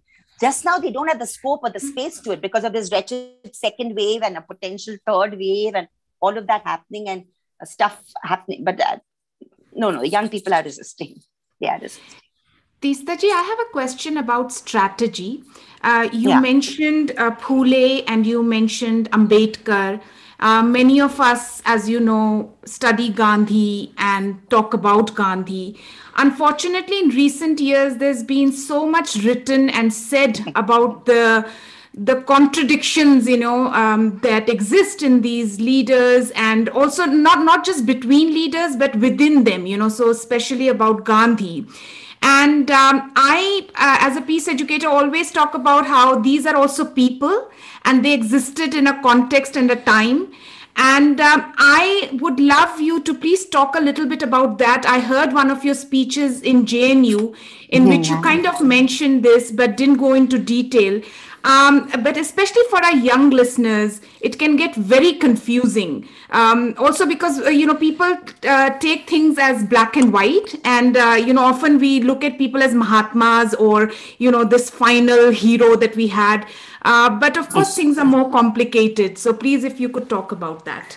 Thank you. It's a very good question, by the way. And I just like to tell my friends here, all of you are there, that apart from the leftward book, Foot Soldier of the Constitution, which they published, which was a little political memoir of mine, a book which I brought out with Tulika was on Gandhi's assassination. It's called Beyond Doubt, a dossier on Gandhi's assassination. And there's a 40-45 page introduction there in which I go into this issue, actually, of the Gandhi-Ambedkar divide. And I just like to tell people here that, there are many problems one can have with Gandhi, and that's not what I'm going to get into. But if you understand, if you look at history, and if you understand history and the processes of history, just ask yourself why he was such a threat to this project for a Hindu autocratic theocratic regime. Because the first act of terror in independent India was the shooting of Gandhi on 30th of January 1948. And many of us don't know, but I'm sure some of us do here, that there were 5 attempts on his life before that. 5. Before the final one that killed him. Okay. And the interesting thing is that the first one happened when there was no talk of Pakistan, when there was no talk of a second nation state. It was in 1934. Now, what was he doing and saying that was bothering the far right, the extremist right? He was talking in his own fashion, many things which I disagree with as a person who is also a student of Ambedkar. But he was talking about, on the one hand, insisting on India becoming a secular state, where religion is kept separate from state, and in the same breath saying that caste is abhorrent morally to him as a Sanatani Hindu. Now, I know Baba Sahib's huge problem with his stance. One knows about the debate on the communal award. One knows he's backtracking of the temple entry program, despite the Vaikom Satyagraha taking place. One knows the intricacies of why he backed out, maybe because he had Hindu upper caste business supporters, all of that. But the fact is, as a believing Sanatani upper caste Hindu, he talked about the moral abhorrence of the caste system. Now, and he also talked about a secular state. My point is just that you don't really have to love him or hate him. You just have to understand that the contribution he made towards a certain discourse. And you take the bits that you feel contributed to the creation of India as we would like it to be, and critique him for taking it not far enough or not radically enough. Okay. But I don't think this debate of one or the other is going to take us very far. Because, I mean, there was a piece I wrote for Mahanagar, which is a newspaper which was brought up by my dear friend Nikhil Wagle. It was vandalized a lot of time in the 1990s. It was on the 50th anniversary of Gandhiji's killing on 30th January 1998. I wrote it in English and very few people know that Baba Sahib Ambedkar was the first person to reach Birla House, among the first 5 to reach after Gandhiji was killed. So despite having this deep antipathy to what Gandhi stood for in terms of Sanatani Hindu, etc., there was an ability in the leaders of that time and the divergent ideologies of that time to dialogue. And I don't see why we can't have that. Why should we not realize who our real enemies are? And actually, if you want to stop dialogue with them, though I believe even some of them might come this side if you have a dialogue, if you really believe in human nature possibly being changing. But I think this either or thing has harmed both the Ambedkarite movement and the Gandhian movement. And of course, the Gandhi movement has also got communalized, just as sections of the Ambedkarite movement have got appropriated in Hindutva ideology. Many of these difficult things we need to grapple with. But it's not going to happen by valorizing one and demonizing the other. At all. Thank you. Yeah, thank you so much. It's a very important issue. And I feel especially the youngsters, when they read all these things, that the intellectuals write and talk about, they get confused. We have a beautiful interview with Tushar Gandhi, Mahatma Gandhi's great-grandson, on why Gandhi was killed. And he does mention that caste was a major factor. His struggle against caste was the main factor. I mean, however, you might think it was hypocritic. It was there. He did do it. So, I mean, it's a question of you don't like it, it's fine. But one can't deny that he found it morally abhorrent, Yeah. Yes. I mean, what I would say to this is that there's one question, why is one asking the question? Are we asking it as academics to try and understand every nuance of Gandhi's thinking? That's fine. That has its place. But are we doing it as campaigners, as activists, to try and take forward an agenda of peace and justice? And then we answer the question in different ways. So, and I just like to add one more thing about Gandhi is that his commitment to the fact that Hindu-Muslim equality and non-discrimination between the two was vital for India to stay together as a nation. I mean, that's very seminal belief was something he was willing to die for, and I think that is something which is very rare to find. So 100%. It is, and I think it has something to do, Teesta ji, with his experience in South Africa, because had it not been the support given to him by Muslims, even Christians of the Indian community, and Jews, he would actually not have become the leader he did become here. So without everybody, he would not have been able to. No, but that of course, but I think it's also got to do with the fact that how he dealt with revenge and violence, how he could talk to Saravardi after the 1946 killings, when a Hindu couple came to him and said that, we've lost a 9-year-old son, and he's been killed by those guys, the Muslims, and you expect us to forget our anger? How do we do it? And what was his reply, which I think came from Gandhi? It came from a collective experience. He said, listen, the only way you can get rid of that feelings of revenge and anger is by adopting a Muslim child and bring that child up like a... Now, that is just unthinkable. Just unbelievable what he said. Sure. But it's documented. It's documented that you somehow convert. And I saw this with my own eyes in Bombay in 92, 93. In Dharavi, which is one time was India's largest slum. There was violence in the December bout of violence, post-demolition. And one of the awful ways that young Muslims were being killed is that they would be misled. They would come down from the Dharavi station, Bandrai station, walking towards Dharavi. And they would be, the Assalamu alaikum would be said to them, they would reply, and then they would be set upon. Okay. In that way, one Muslim boy was killed. Okay. And he actually lingered on. He lingered on for 5 days or 4 days before he actually lost his life. And that time, I remember being there in Dharavi with my friend Sushobha Barve, and the younger brother was alive. Obviously, nothing had happened to him. And the father was the only one to whom the elder son told the name of his attacker, because he was from the neighborhood. Okay. And for the 4.5, 5 days that the older boy lived till he died, this young boy was after his father's life that you tell me the name. Okay. And Khan Sahib refused. He said, I will not. He said, let it die, let that name die with me on my lips. I don't want this violence to continue. Now, this when you're losing and lost your son. So it's not just Gandhi. It is people are able to convert grief into either, remorse and something positive, or into revenge, and I've seen that even with partition. I've seen that with partition victims. Either they go the vengeful way or they become amazingly compassionate. Like my young friend Dhiren Bhagat, who unfortunately died in his 30s. He's written this book, and I'm an unashamed conservative. He's a journalist. He was a Punjab partition victim, and I've had long conversation with him. His sister was gang raped. She became that catatonic. She was really suffered because of that experience. But that family refused to be its belief in a humane existence, So you go either, I think you don't go in the middle, you go into one of the extremes if that happens to you. And that's what I've seen from human nature.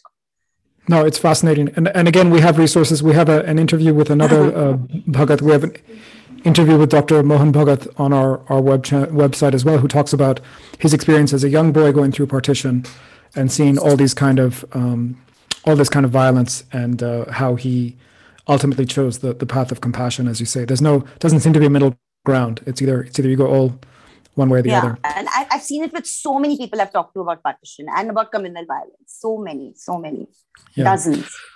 So unfortunately, we're getting to that point of the conversation where we have far more questions than we can take. So I will ask forgiveness from the audience that we cannot address all of the things that are remaining, but just a couple of things that we can address perhaps briefly. So one is that there's this question about someone is writing from Uttar Pradesh saying that there's a bureaucracy. This is Aleem Faizi saying that there's a bureaucracy that's openly biased, and there's many recent incidences against the backdrop of a sort of institutional, I don't know how you want to say it, institutional bias against the community. What are we supposed to do? So I don't know if you have any tips for Aleem. Aleem, we are trying slowly, CJP, Citizens for Justice and Peace, is slowly trying to build up a team in UP, slowly and quietly. And do write to me, teesta@gmail.com, very easy email ID, all lowercase, and we'll take it from there. It's not going to be an easy battle, but we have to fight it. We're trying to build up a young team. I've got a very dear associate there called Dr. Muniza Khan. She lives in Banaras, and one can put you in touch with her, and one can see where we can go from there. We are trying to make sure that slowly a young team gets empowered at the community mohalla levels to step by step, bit by bit, in a multifaceted fashion, because this has to be a mixed team. It cannot only be a minority team. We build up a team like this to take on this whole thing of institutional bias, which is a very real thing in UP just now, and a very painful reality too. Fantastic, thank you. And then we have another intervention from Samira, just asking, can we share educational modules, especially the letter to Martin Luther King? I'll commit to following up on behalf of Peace Vigil, and we will get in touch. Everyone who's on this this webinar will be added to our email list, and we'll send a follow-up that will mention that as well. Teestaji, you mentioned fear, and in the beginning we had talked of courage, and as Mandela said, that courage is not the absence of fear, but the attempt to get over it and do something about it. So my question to you, as an activist and as somebody who was brought up in India, is, given these circumstances, I'm sure you also feel scared, like many activists. What is that one thing that keeps you going? And what would you tell others who are in similar positions? I mean, they're not doing the extensive work that you're doing, but they're trying to do what they can. What is that one piece of advice or something that will give them strength that you have to offer? I said it at some point when I spoke, and I'll repeat that I never deride fear. I think that fear is there with us. I feel it quite often. I feel scared. I feel worried.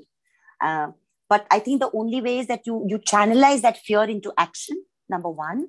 And often you try and make it into collective action. If you can convert that fear and anxiety and real fear into action, which is constructive collective action, I think it's doable.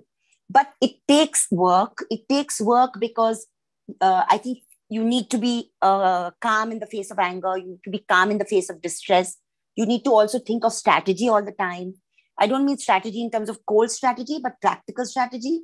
Like, I do believe that mixed interventions, and I'm sorry, I say this all the time to communities, that mixed interventions always make a difference. Go as mixed communities, go as diverse communities, because that's what India is. And that's what India should be before the authorities. Because if you go as diverse mixed communities, it's likely that, you're chipping away at some damn stereotype in the system, in the institution, in the person you're dealing with, because the hatred and the bias has gone quite deep. So we need to also recognize that and deal with it, so I don't think there's only one thing, but I think one thing is that, and also recognize that there are multiple ways in which to deal with what we are facing. It need not be the same in UP as it is in Assam or in Gujarat.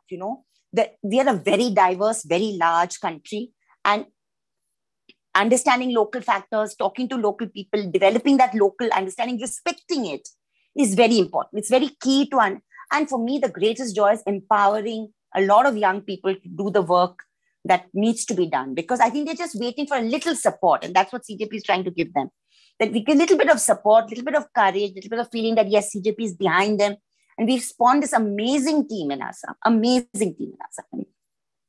I mean, they're women, they're men, they're different communities. I say it all the time. And I think it's possible to do that everywhere.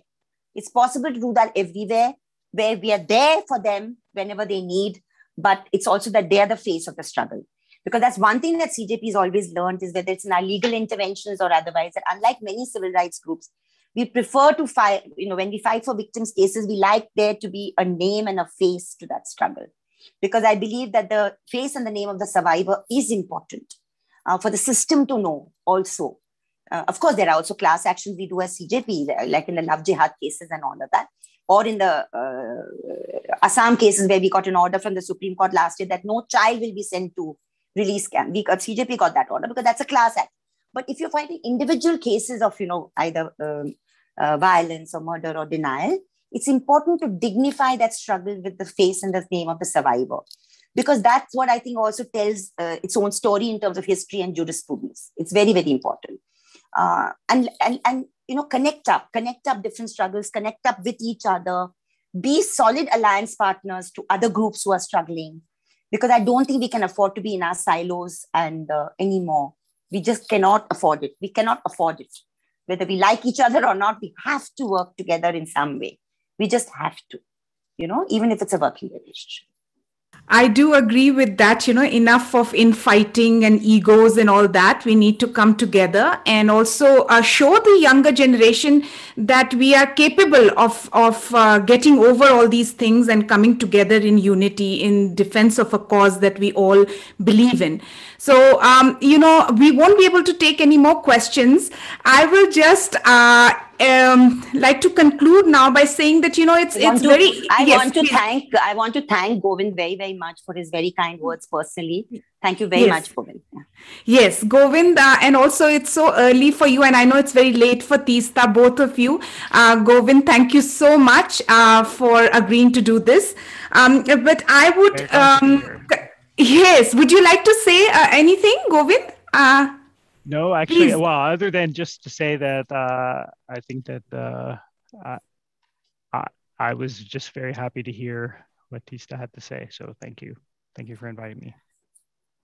Thank you. I will just say two things at the end. That of course we have so much to learn from Teesta, and an entire week or even a month would be insufficient. But there's one thing that, really stands out for me is that it's very easy to talk of Hindu-Muslim bhai. What is very difficult to talk about is it's okay if Hindu-Muslims decide to get married. It is their right, and having mixed kids or, people who don't believe in a religion, all that is also fine. And those people also have rights. And I think that is where Teesta's uniqueness comes in, is that she jumps into these very tricky issues and situations and takes a stand and continues very consistently. She has done it. It's not just about the easy thing to say, Hindu-Muslim bhai. That's beautiful, but it's much easier than trying to defend, say a mixed marriage or somebody who wants to eat something that your religion forbids you to eat.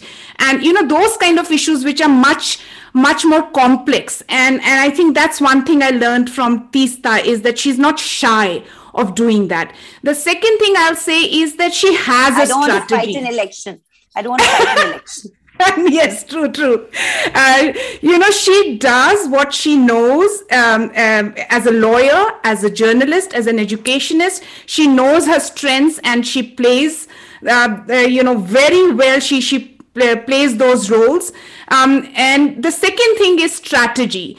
Guys, I can't stress enough on this, is that, there's so many people who have a beautiful analysis and all they are doing is writing posts.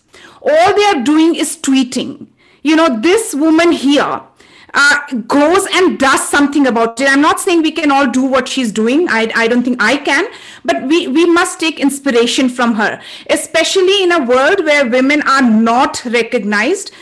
Women are not as celebrated as men are. This is one person, one woman who has shown it, that she's gone all out and she's been doing it for years. So let's take inspiration from her. Let's learn from her. Let's go to the CJP website, Citizens for Justice and Peace. Very easy to remember, CJP. And also they have resources that you can learn from. As Teesta said, we will share your email addresses with Teesta. If you don't want that to happen, let us know. Or you can always unsubscribe. That's easy to do, unsubscribe. Teesta, I know it's very late, so we are not going to call you later. So I'm just going to thank you now and connect with you on another day. Thank you for all the work you put into this, in making the lecture, answering all the questions. And of course, no thanks is enough for all the work you've done over the years. All courage, all strength, and peace to you. Thank you so much. And somebody just asked a question. It's cjp.org.in. I think somebody just asked that question. Yes. But I want to thank Peace Vigil personally, and you and Samir and everybody in your team for doing what you're doing. And please continue to do it. I think we need more of us around, and we need to also stay connected. Yeah. Absolutely. And especially sending strength from a country that faced apartheid and others as well. So, yeah. And thank you to all the people who joined in this call today. I know everyone is busy. There's a lot going on. So for you to take time out today and hear Teesta, it was great. Also, we would just like to reiterate that this was not just a lecture, but our way of honoring a soldier of peace and justice. Thank you all. Peace be with you all. Thank you, Teesta. And yeah. Thank you. Bye-bye.